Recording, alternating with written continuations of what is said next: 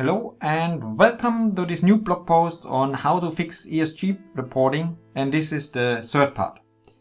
As usual, the disclaimer here. And before we dig into details and I show you how I can incorporate these things into my ERP system, let's have a quick look at what we did before. So first, we said the way how we measure CO2 emissions does not really fit with how companies are set up, operating from a system and IT perspective. Then the other thing that we saw is this new e-liability approach that helps us to identify the CO2 footprint at different stages in our supply chain and how to shift them from one stage to the other. Now, next thing is we said, hey, we have an accounting system, the blue box here, and we need something additional, an e-liability accounting system. And we need it in a way that even small and medium-sized companies can incorporate and use that. And we said, okay, let's do it with the Power Platform here on top to automate these entries so that you do not have to do it manually. In this post, I would like to emphasize we still do the entries here and there manually, just to show you the concept, just to show you the accounting and how it works. And in the next post, I will show you exemplarily how you can do that with the Power Platform and automate this thing. Probably not all of the transactions because it's a lot and I would have to set up a lot, but at least some so that you get an idea how it can be done. Now, let's have a look at our example and what we want to implement and what I want to show you next. So we said we are a production company, we purchase materials, we have HR costs, we have indirect costs, and we look at a single period only. Also to keep things easy, we said we look at a single company, and our customer. And then we said, okay, we purchase some fixed asset, we make a depreciation, we post salaries, electricity expense, raw materials, that's what we buy. And then you can always see here the finance perspective and here on the right hand side, the e-liability perspective. Then we continue, we produce something, we sell the item, and then we are finished with the example here. At the end, we get a balance sheet and income statement from a financial perspective here on the left, and we get an e-liability amount here on the right. And then, of course, we can calculate ratios, run reports, do whatever we want. Okay, and that's what I want to show you now in my demo system. So let's move and have a look at how this works. Okay, so now we are here in my demo system, and I open two windows for you. On the left, we see the financial accounting company. I call it USMF. On the right hand side, we see an e-liability company. That's the company that I especially set up for the environmental accounting. And I also set the system date currently to 1st March 2025. Why? Because this is a period where I have no transactions. And at the end of the day, we want to see what happened in this period. How can we see that? Well, we have, of course, the standard accounting tools available. So here is what we call a trial balance. That gives us an overview of the complete accounting transactions that we have. So if I say here, calculate balances, and I can do the same here on this side for March 2025. So the period doesn't really matter. It's just an accounting thing that I want to have something where I do not have transactions. So what you see here on the right hand side is the opening balance of the e-liability and the bridging account. And that's the one we are interested in, the e-liability. And you see here in this period, there's no debit and credit. But what you can already see is the opening balance. So what happened in the previous period, it's already there. So I have a carbon footprint from the previous periods. And here on the left hand side, you see the accounting. There's also no debit and credit in this period. Okay, so first thing that we wanted to do is we wanted to acquire a fixed asset. And that works here in the fixed asset module. I created a couple of fixed assets that I already recorded. I think the next one would be fixed asset 5. So this one has a net book value of 0. And I also created it here fixed assets. So here is fixed asset number 5, and this one also has a financial book value of 0. And now our aim is first to create a transaction that makes the financial entry and at the same time then post the CO2 footprint from this fixed asset that we acquire. And I'm doing that in an easy way. I do that in a general ledger journal. So I open a journal here. I call it here general journal. And I'm doing the same here in my environmental company, so to say, where I post it here. Now we go into lines, because in the lines we record the transaction. So now I acquire a fixed asset, which means I'm doing it this way. And the fixed asset was this number 5 here. And the value was 50,000 euros. And of course, let's say we get an invoice from our vendor, and the vendor is just Ludwig's new vendor. That's what I want to record from a financial accounting perspective. And now from a CO2 perspective, I also select here fixed asset. Now I say this number 5 here. And what I need to enter here as a debit, this is the 20,000 kilo CO2 emissions. The offset account, let's make it easy. I also select the vendor and I select here Ludwig's vendor. Of course, you can use bridging accounts, you can do it differently. I just want to keep it as simple as possible and hopefully in a way that even non-accountants can understand it. So if we post that and also the accounting journal, then the asset is, so to say, in place, and we can use it. So let's have a quick look. Fixed asset, and here also fixed asset. So we acquire this one. You see, here is the book value of 50,000 euros, and here we have a net book value of 20,000 kilo CO2 emissions. Okay, and then the next thing is, of course, hey, we need to make a depreciation. Yeah, that's what usually happens at the end of the month. So let's do that. There is a special journal for that, fixed asset journal. We create a new one here. And also this process, what I'm doing manually here, a lot of things can actually be automated. So there are automations inside of this system that I'm not using, just to show you what's going on. And if you know all of these things, you can just fast forward. Now to calculate the depreciation, we make a depreciation proposal to keep it easy. And then we set the date to end of the first month. And here I have a filter for my old fixed asset and I need to change that. The number of this thing was number 5. This one here. This was now too much a bit. So I say, okay, here to make the financial depreciation. So let's wait here a second. So from a financial perspective, if you take the 50,000 and divide it by 20 years, that's the usage time, then you get this amount. And what we are posting here is an expense account. So depreciation expense. That's what we are doing here. So we post that. Now next thing, we do the same from an environmental accounting perspective. So I select here depreciation proposal. I select here end of March. I filter only my asset because I really want to have this example clean and not mix it with what I have done and recorded and tested before. So that one here, I say okay and okay. And this one records me then the transaction for the depreciation.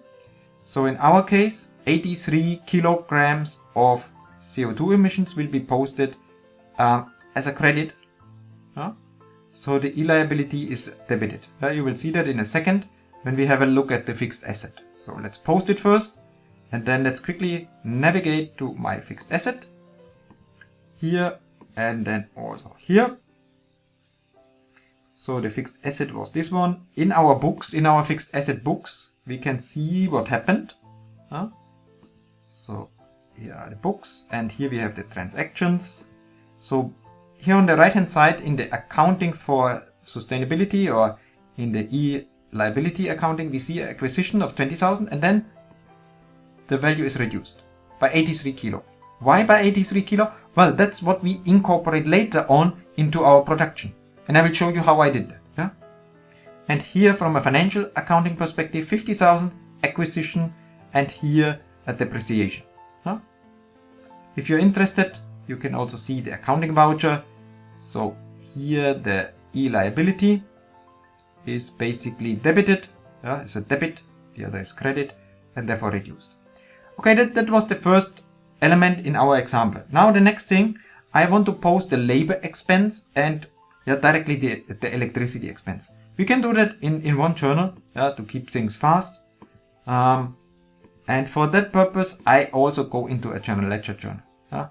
Usually you get invoices and you post this probably in a different way, but to keep it simple and show you the accounting entries, let's do it that way. So here's my journal. I go into lines. And of course, what I'm doing manually, that's what we want to automate. So now the first thing is I want to post salary and not payable. I want to have salary and wages, the expense first. Let's say this one. And if you want, you can also use what we call financial dimensions. Yeah. So I have here salary, wages, but that's optional. That's not what you need. Yeah? Then I have an amount of 4791.67. It's just to keep things easy, and you will see this later in the calculation. And then here a ledger account. This is the offset, and we call it salary, wages, payable. Because we have to pay our employee. Here we do the same, but the account is here, the e-bridging account. And also here you can use these financial dimensions, salary, wages, for example. Then we continue. In our case, we said, okay, the employee has 160 kilo CO2 emissions from commuting to work. So that's a debit on this account, and the credit account must be our e-liability account. So let's see that. This one here. Okay, so that's the first thing. That's the salary and wages that we post. And now we also purchase electricity. So I say here I want to have e-bridging. Because that's actually a account that I do not really need. I just need it here to have the debits and credits correct.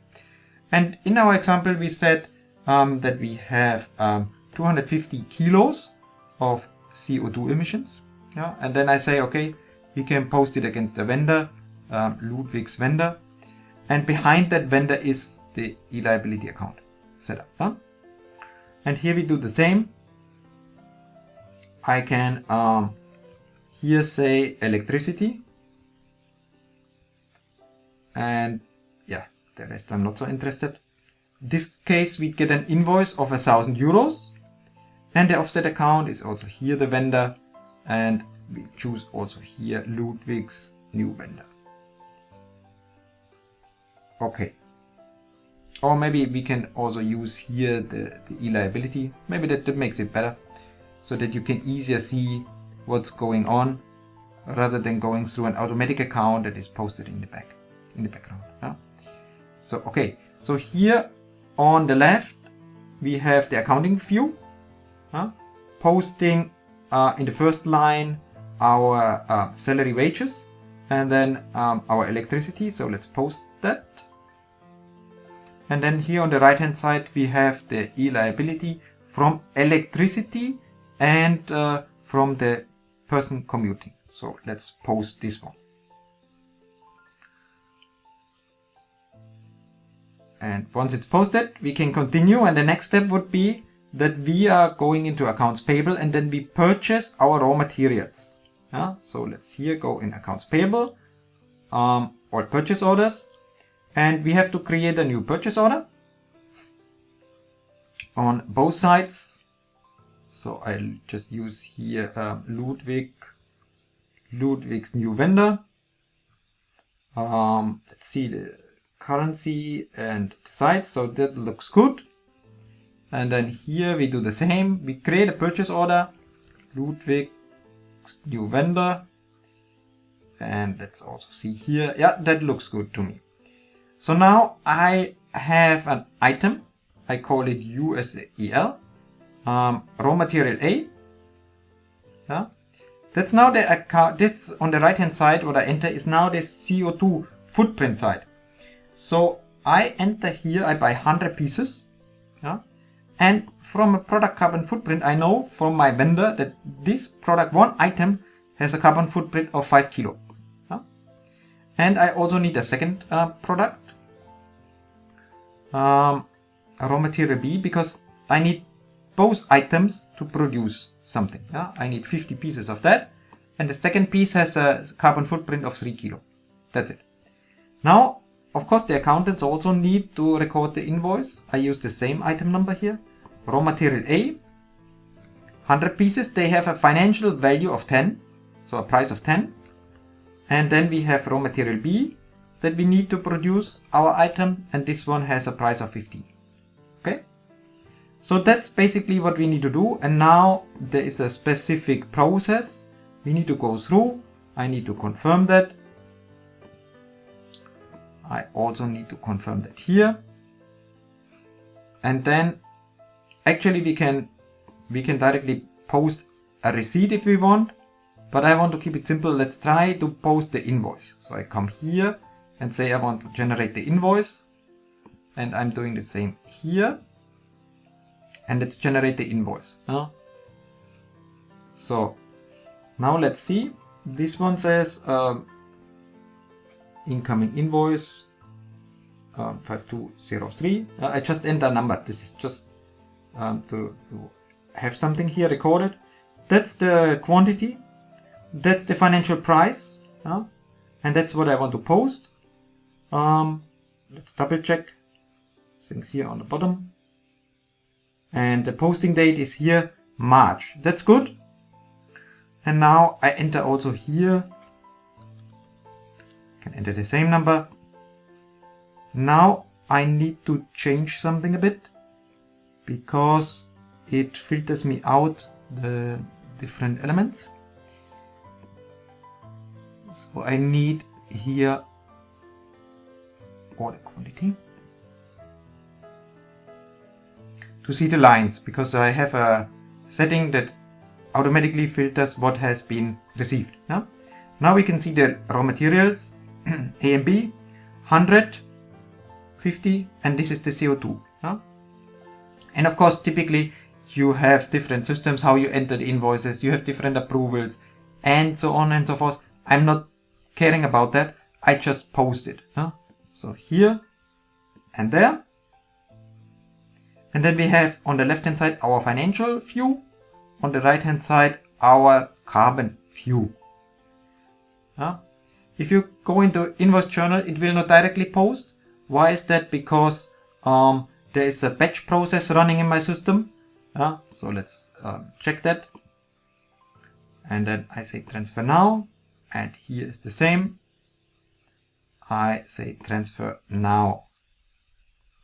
So if I go back into my purchase order and also here,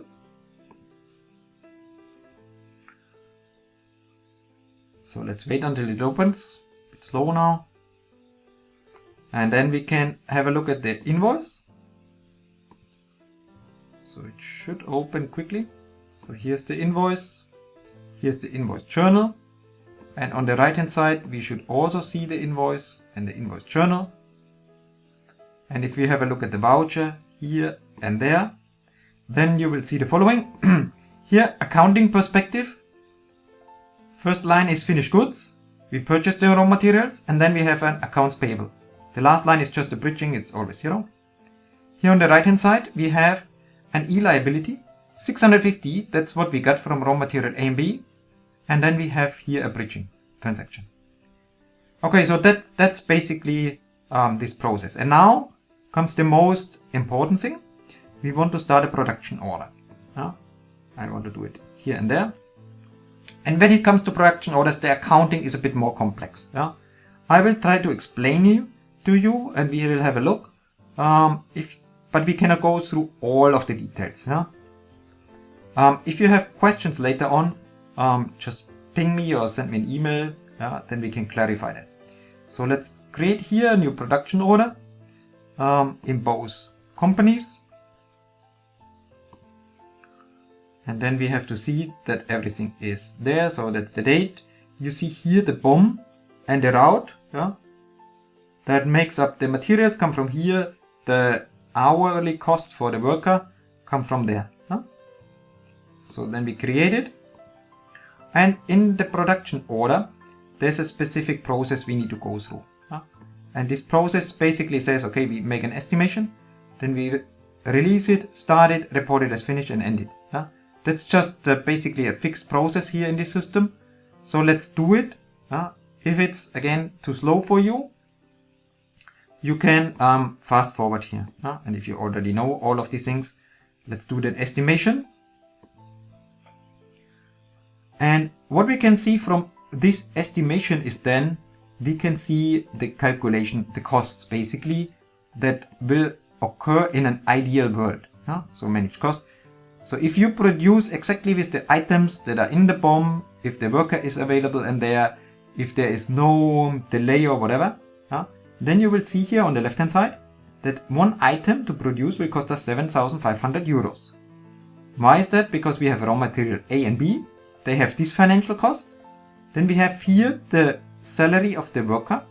And here we have an allocation. I call it machine depreciation. It's basically the depreciation of our fixed asset plus the electricity, 75% of the electricity. How did I get this there? Well, it's easy.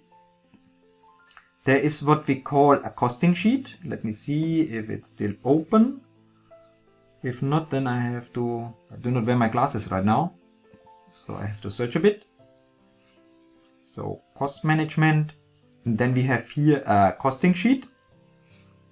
And in this costing sheet, I have here an overhead allocation, not the internal logistic, but here for machine depreciation and electricity. And what I have here is this 958 euros. That's where it comes from into our calculation. So let's have a look again. Manage cost, and then we have calculation details. So this one comes, the first two items here, the raw materials, they come from our bill of materials. This line here, the hours, they come from the route, where I set up this cost price. And then the last item here, that incorporates the electricity and the depreciation expense, this comes from the costing sheet, from cost accounting, so to say. So you need a cost accounting system, not only in the financial world, but also here. Now let's have a look at our CO2 world. So we have here the raw materials, 100 pieces and 50, that's what we need from the BOM. And based on the CO2 footprint, we see here 500 and 150 kilo go into the finished product. Then we have here the hours, 160 kilos of CO2 emissions from our employee. We have only one employee, all of his working time goes into production, therefore we have here 160 kilos. And then we have here the absorption or allocation of electricity and depreciation. And also this one, let's have a look, so that you believe me how I did the setup here. We have here cost management, we have here the costing sheet, and then here in my costing sheet I have here electricity and depreciation, and the rate, that's what I calculated in cost accounting. So 270, and that's exactly the number that you see here in the production calculation in this last line here. So this last line here comes from the costing sheet. Okay, so then we are ready. So our calculation is correct, and now comes the typical production process. So we have to release the production order. So let's do it. So there are a couple of setups. You don't need to know all of that. What I'm clicking here, I'm basically replicating a production worker that is working on the production, and now first says, okay, I want to start the production, and then in the next step he will basically start working on it. So I say start. In the start I say, okay, we work on this operation. This comes from the route. It's not so important at the moment. I just say okay, and here I also say start, and I work only on this single step. I only have a single step in my route. I say okay, and once that is completed, now we say, okay, we are finished. I finished my production. I did all what I have to do for this job. I can mark the route as ended, and I also do not need to pick up anything anymore. And the same can be done here. I report it as finished, and I say, here is my production step. I mark this as finished, and now we end the production. Ending the production is important because it will do the costing for us. So if you have additional raw materials consumed and so on, then you basically will see this in the costing, and therefore you need to close and complete the production order. So now if we look at the costing, we have here production posting. I also have a look at the production posting here. This step here is a temporary step that is posted. It's reversed here. I will not go into details because there are a lot of transactions that are going on here. So if we look at the voucher, there is a lot of going in and out. If you're interested in that, ping me and we can go through that.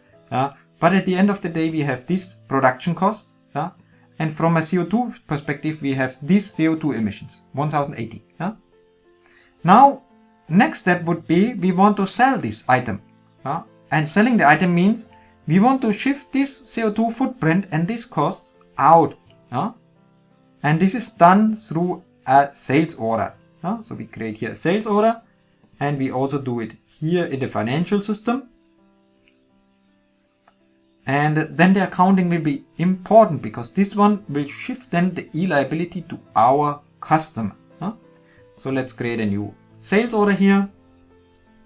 I just take whatever customer. I have not coordinated this really in a good way, so I will use different customers here. But the accounting and what happens in the background, that's the important thing for me. So I say okay here, and then here we come.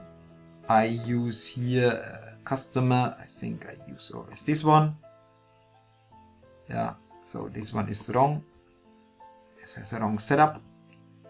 And then site and warehouse was missing. Okay, and now we are ready.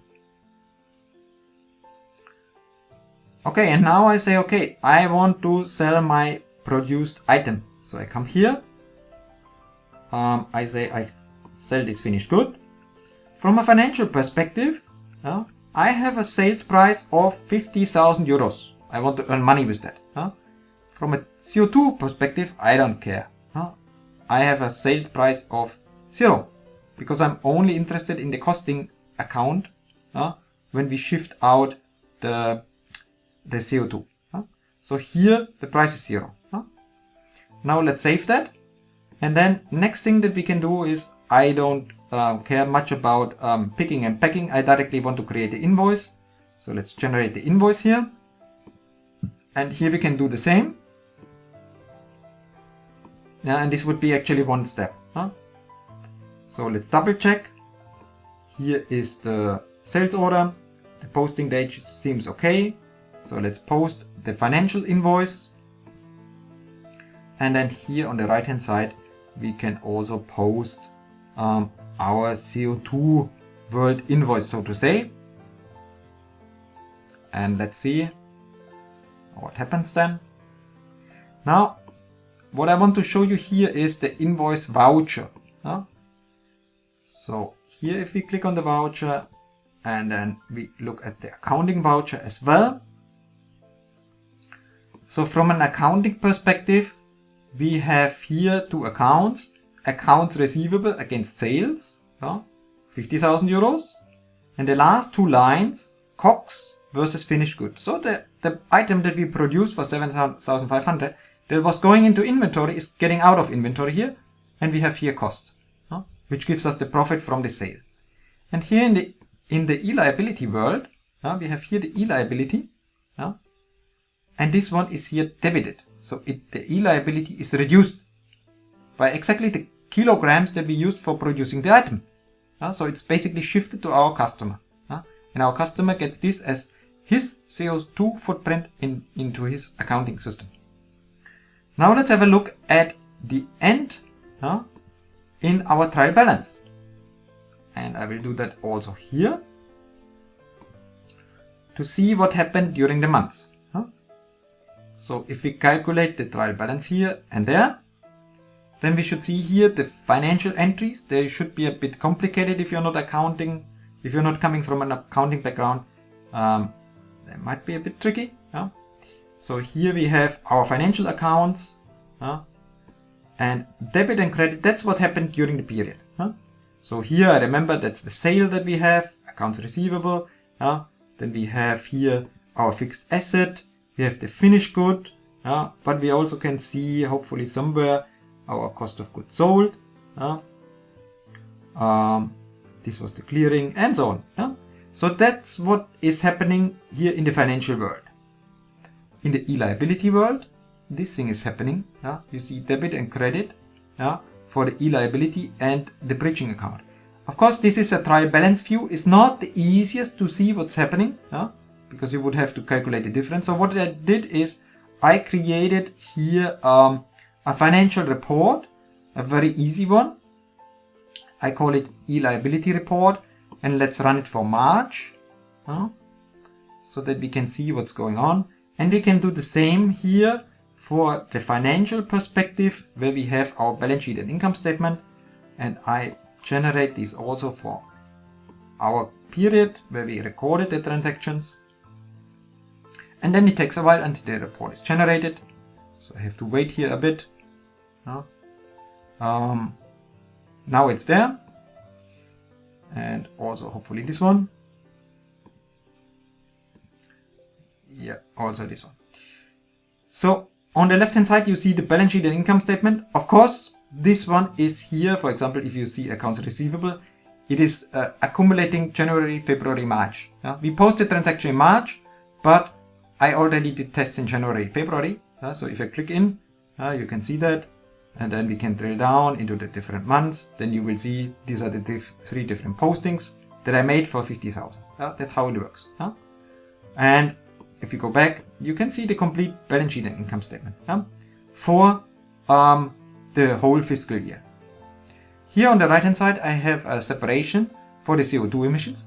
Here in March and here year to date. Also here year to date, I did a couple of tests with some other figures. But what is important here is what happened in March.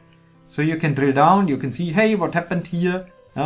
And if you want, you can even see then the individual transactions that made up this total balance. So you can always come back and see what happened and where.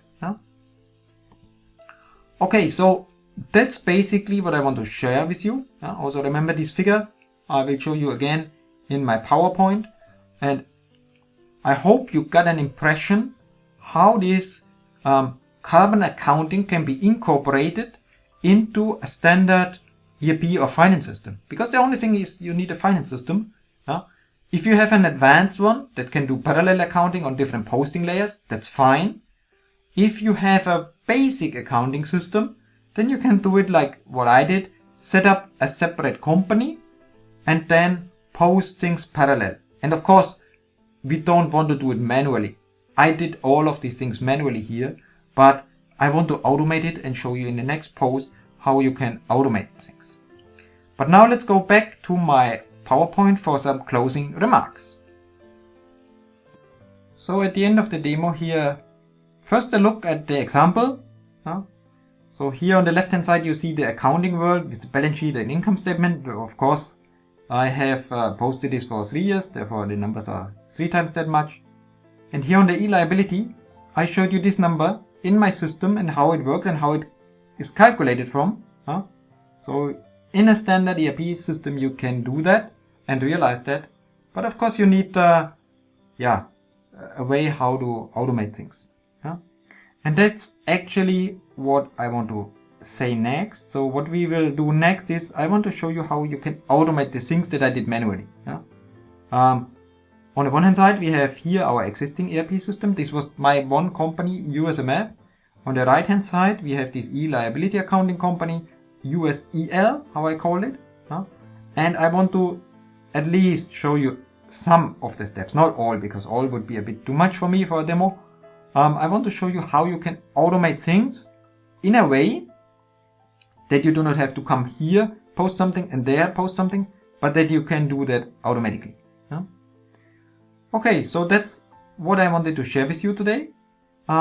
As usual, if you have questions, comments, send me an email or write it in the comment section. Then thanks a lot for watching and listening, and then till next time.